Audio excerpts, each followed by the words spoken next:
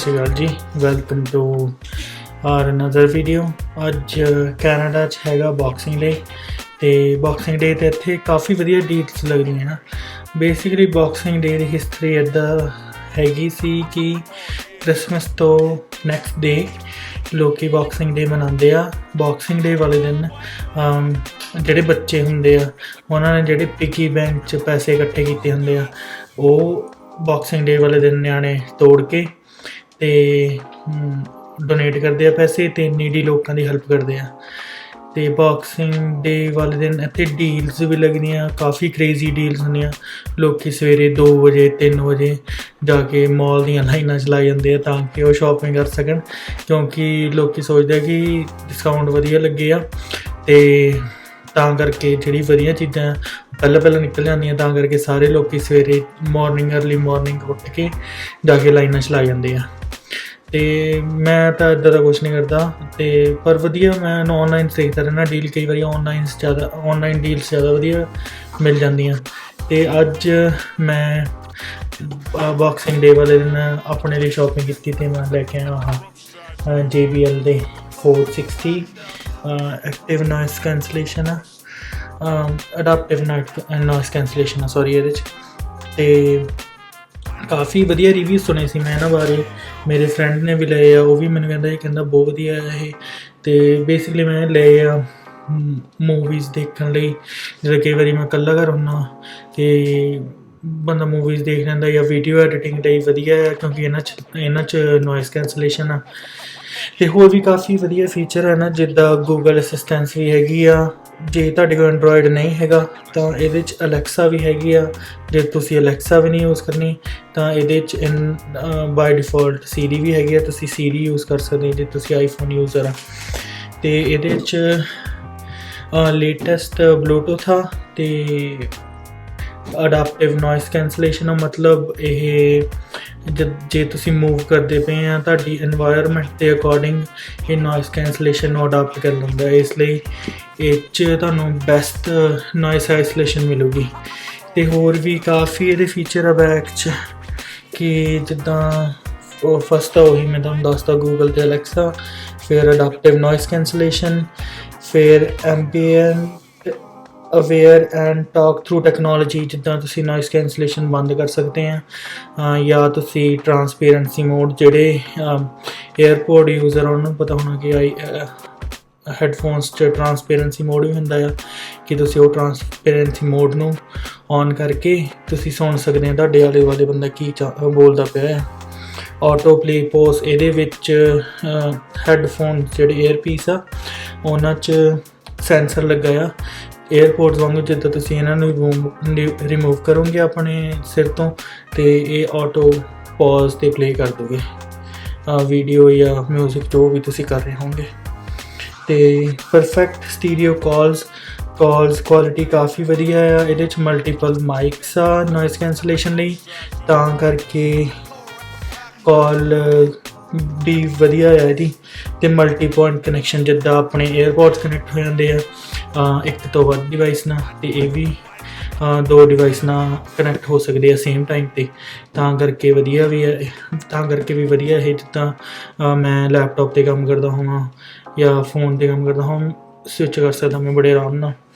ਅਤੇ ਇਹਦੇ 'ਚ ਵੈਸੇ ਤਾਂ ਦੱਸਿਆ ਹੋਇਆ ਇਹਨਾਂ ਨੇ ਕਿ ਇਹ ਬਾਕਸ ਦੇ ਵਿੱਚ ਸਿਰਫ ਹੈਡਫੋਨ, ਇੱਕ ਡਾਟਾ ਕੇਬਲ ਅਤੇ 3.5 mm ਦੀ ਆਕਸਲਰੀ ਕੇਬਲ ਆ, ਹੋਰ ਕੁਛ ਨਹੀਂ ਹੈਗਾ ਇਹ 'ਚ, ਨਾ ਕੈਰੀ ਬੈਗ ਨਾ ਹੋਰ ਕੋਈ ਅਸੈਸਰੀ ਹੈਗੀ ਆ।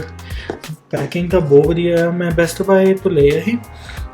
ਵੈਸੇ ਤਾਂ ਇਹਦਾ ਪ੍ਰਾਈਸ ਹੈਗਾ ਆ $160 ਸਮਥਿੰਗ, ਪਰ ਮੈਨੂੰ ਡਿਸਕਾਊਂਟ ਕਰਕੇ ਪਏ ਇਹ $99.98 ਦੇ, ਅਤੇ ਟੈਕਸ ਪਾ ਕੇ ਪਏ ਮੈਨੂੰ $104, ਰਫਲੀ $105 ਦੇ ਪਏ ਮੈਨੂੰ ਇਹ। ਤਾਂ ਮੈਨੂੰ ਨੋਟ ਬੈਡ ਡੀਲ ਲੱਗੀ ਕਿਉਂਕਿ ਇਹ 'ਚ ਕਾਫੀ ਫੀਚਰ ਆ। ਅਤੇ ਚਲੋ ਦੇਖਦੇ ਹਾਂ, ਅਨਬੋਕਸ ਕਰਦੇ ਹਾਂ, ਤੁਹਾਨੂੰ ਦਿਖਾਉਂਦੇ ਕੀ ਹੈ ਇਹਦੇ 'ਚ ਕੀ ਨਹੀਂ।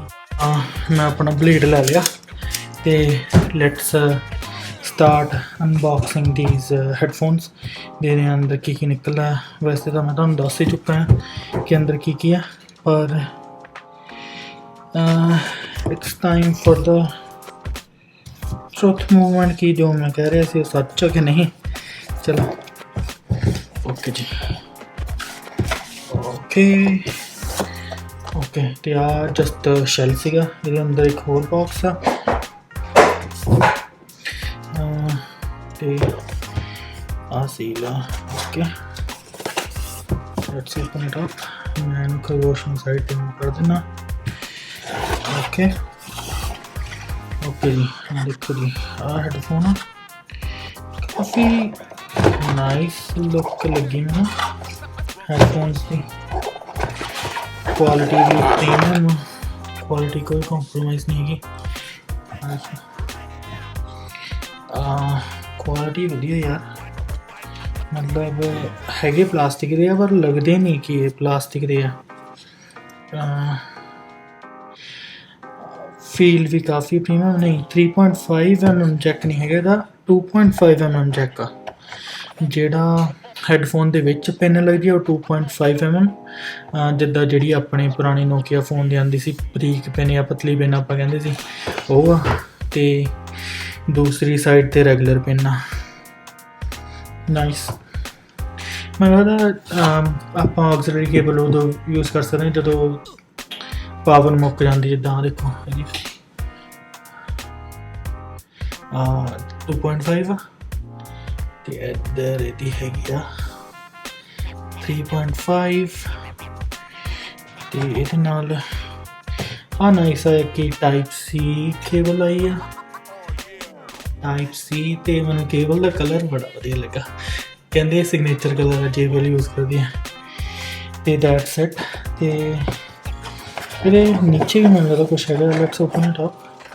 ਓਕੇ ਨੀਚੇ ਸਿਲੀਕॉन पैक दिता होया, ये just to that you know silicon pack हुंदा आ मॉइस्चर तो बचाने की तुहाडी इलैक्ट्रॉनिक्स नूं। मोस्टली हर चीज़ च मिलदा तुहानूं सिलिकॉन पैक। ते आ एक booklet type, let's open it up. Quick start guide, quick start guide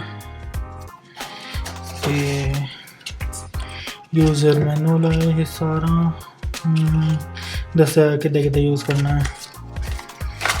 तो आ क्या safety instructions and warranty card.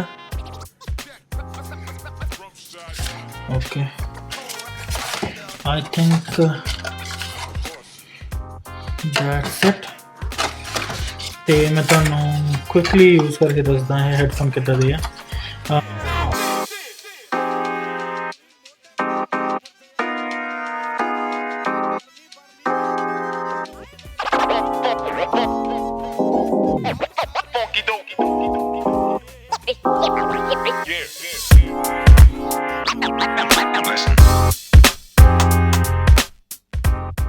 Okay जी, मैं जस्ट ट्राई करके हटिया हेडफोन तो काफ़ी वधिया लगे मैनूं। ये क्वालिटी भी काफ़ी वधिया है, बेस भी काफ़ी स्ट्रॉन्ग है तो कंफर्टेबल भी है काफ़ी। मैं कहूँगा कि you can buy it, recommended है मेरे लिए। जे तुसी जिम वगैरह जाने या तुसी मूवीज़ देखते हैं या तुहानूं एयरपोर्ट्स जेहड़े आ वो इरीटेटिंग लगते हैं, must buy these. Value for money है गाइस, $100 बहुत वधिया हेडफोन आ तो क्वालिटी भी बहुत वधिया है, कॉम्प्रोमाइज़ नहीं करना होगा तुहानूं। You can must go for these headphones guys। Thank you for watching this video। जे तुहानूं वीडियो इन्फॉर्मेटिव लगी तो प्लीज़ लाइक शेयर सब्सक्राइब। मैं कोशिश की कि वीडियो वधिया बन सके, होप तुहानूं पसंद आऊगी। ओके जी, मिलते हैं नैक्सट वीडियो च। उदों तक सत श्री अकाल जी सारिआं नूं।